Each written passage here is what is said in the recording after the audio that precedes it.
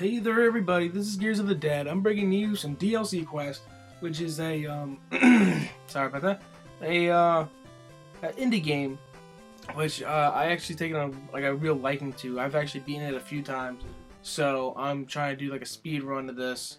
The first time I actually did play this, I got done it like about, I think it took me like 30, 45 minutes. It's not very long, but once you know what to do, it's easily a 15-minute thing. Like it's not big, but like right here, like there's nothing.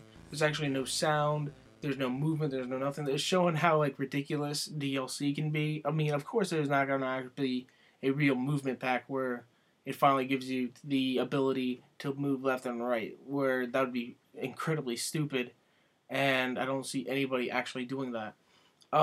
But it's actually, I think it's hilarious because they do put a lot of hilarious references into this game.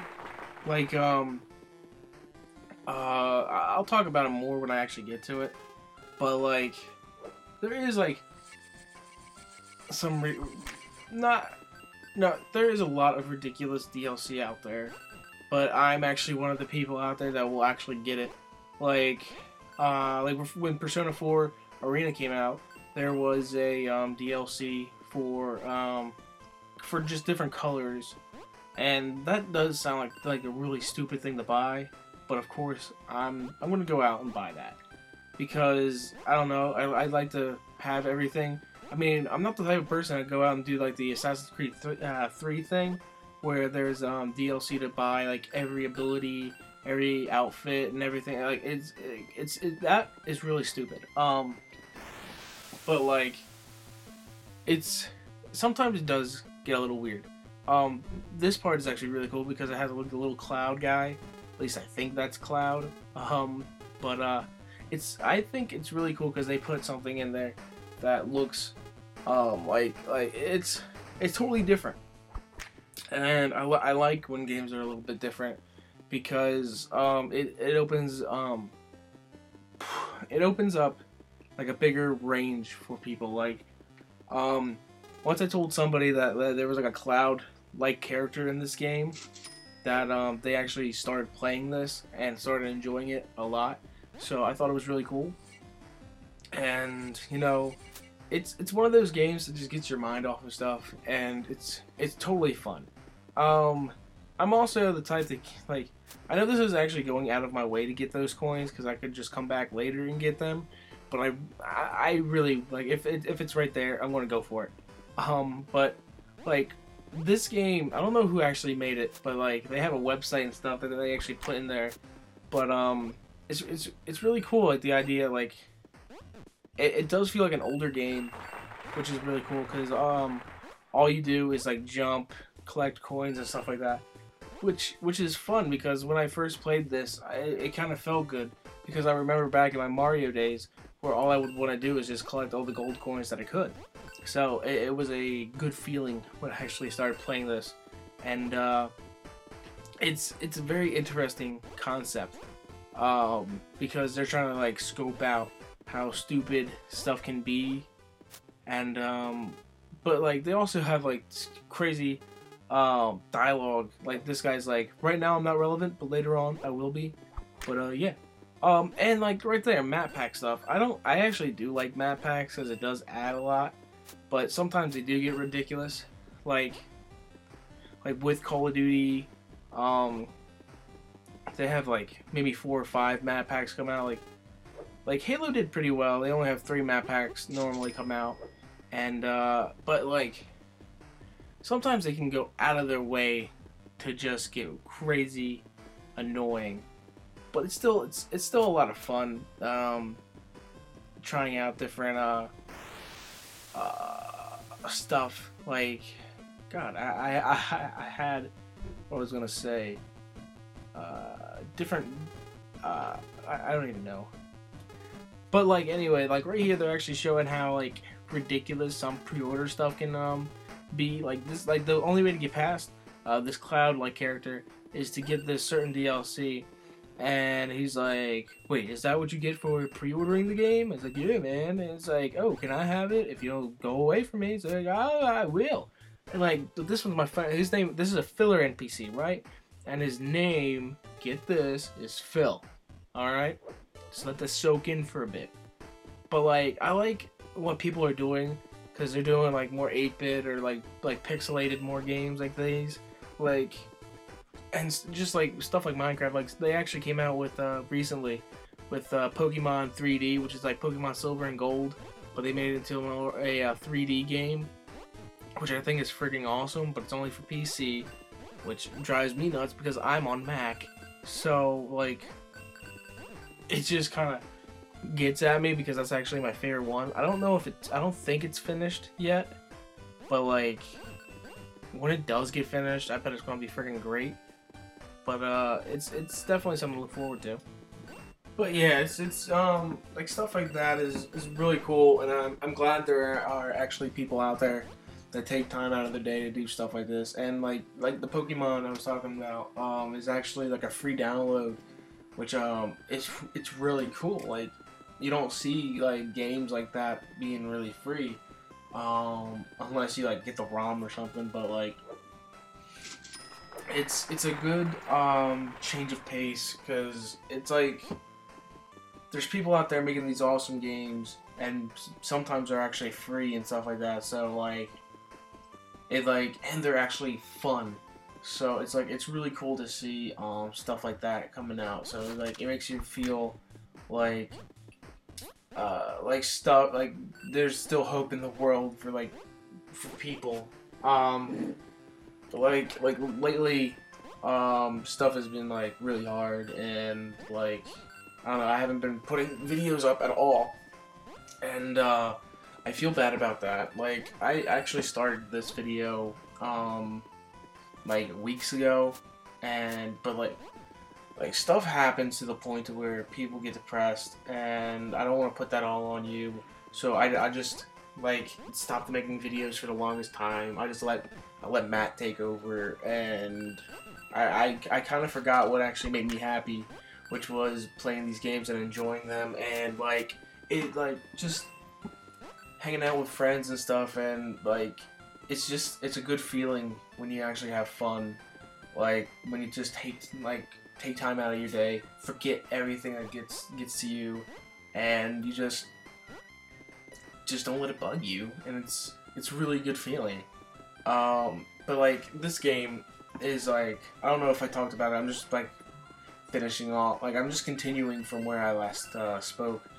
And the last thing I remember hearing was me talking about the Pokemon 3D game. But like finding out cool stuff like that is really cool. Like games like these. Like I actually like one day when I was buying these games, I was just like, I want to see. I'm just gonna buy a bunch of indie games and see what's good. And like, I bought like 5, and like all of them were pretty good except for like Avatar Deathmatch. That game was garbage.